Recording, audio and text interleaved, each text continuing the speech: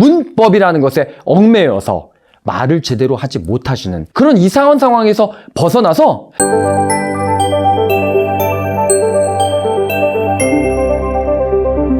안녕하세요, 웸스입니다. 오늘은 여러분께 오형식이 무엇인지 다시 한번 강조를 드림으로써 오형식에 매이지 않고 진짜 영어를 하실 수 있도록 여러분을 돕고자 합니다. 제가 지난 영상에서 오형식이라는 것은 찰스 탈벗 어니언이라는 영국 왕립어학원의 학자가 만들었고 호소에라는 일본인이 들여왔으며 그 당시에 일본의 식민지였던 우리나라에 일본이 근대화 학교를 세우면서 오형식이 자연스럽게 들어오게 되었다라고 말씀을 드렸습니다. 그리고 그 오형식은 번역을 위한 도구였다고 말씀을 드렸는데요. 찰스 탈벗 어니언이나 호소에 둘 다 학자입니다. 학자들이 하는 일이 무엇일까요? 바로 분류체계를 만드는 것입니다. 혹시 여러분 시금치 좋아하시는지요? 저는 시금치를 참 좋아합니다. 그런데 그 시금치에 대해서 학문적인 분류체계로서의 정보를 보면 위키피디아에서 이렇게 나옵니다.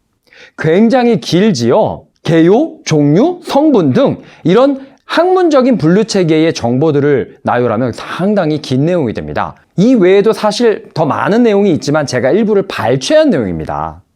그런데 사실 우리가 이런 내용을 안다고 해서 시금치를 맛있게 무쳐 먹을 수는 없습니다. 시금치를 맛있게 무쳐 먹기 위해서 우리에게 필요한 내용은 바로 그 레시피입니다. 시금치의 레시피를 살펴보면요, 바로 이렇게 간단합니다. 자, 이 내용을 한번 확대해서 살펴보겠습니다.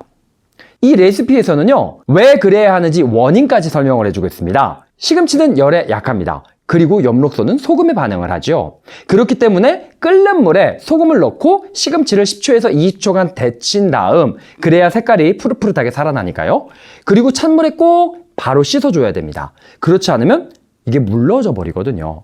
그래서 찬물에 씻은 다음 물기를 꼭 짜고 참기름, 다진 마늘, 소금을 넣고 조물조물 무치면 맛있는 시금치 무침이 됩니다. 시금치에 대한 학문적인 정보는 무척이나 길지만 보시는 바와 같이 레시피는 이렇게 짧습니다. 실제 우리가 시금치를 활용할 수 있는 방법은 이렇게 간단한 것이죠. 영어도 마찬가지입니다. 학자였던 찰스 탈벗 어니언과 호소웨가 정립한 영어의 문법은 굉장히 복잡하고 방대한 내용입니다. 그래서 전치사편, 무슨 편에서 책들이 두껍게 많이 나오지요.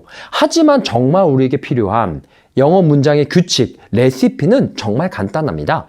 그렇기 때문에 제 책이 그렇게 간단하게 영어 문장을 설명드릴 수 있는 것입니다. 그리고 규칙은 법과는 다릅니다. 법은 어기면 우리가 감옥에 가게 됩니다.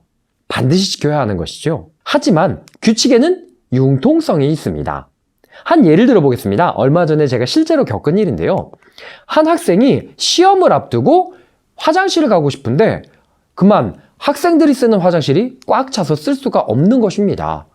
시간은 없고 급한 이 학생은 선생님들이 사용하는 화장실을 이용을 했습니다. 그리고 제가 들어가서 쓸 때 선생님 죄송합니다. 제가 시험을 앞두고 너무 급해서요. 죄송합니다. 라고 얘기를 하더군요. 이런 상황에서 이해해주지 못하는 선생님은 아마 안 계실 것입니다. 학생은 교사의 화장실을 써서는 안 된다라는 것은 법이 아니라 규칙입니다. 그리고 그 규칙에는 융통성이 있고요.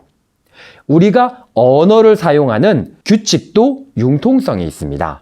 그렇기 때문에 여러분이 더 이상 오형식이라는 그 분류체계에 매여서 문법이라는 그것이 어겨지면 안 되는 법처럼 문법이라는 것에 얽매여서 말을 제대로 하지 못하시는 그런 이상한 상황에서 벗어나서 여러분들이 정말 표현하고 싶은 것을 마음껏 영어로 표현하시기를 바랍니다. 여러분들이 표현하고 싶은 것을 영어로 마음껏 표현하는 그날까지 웸스와 함께 치얼업!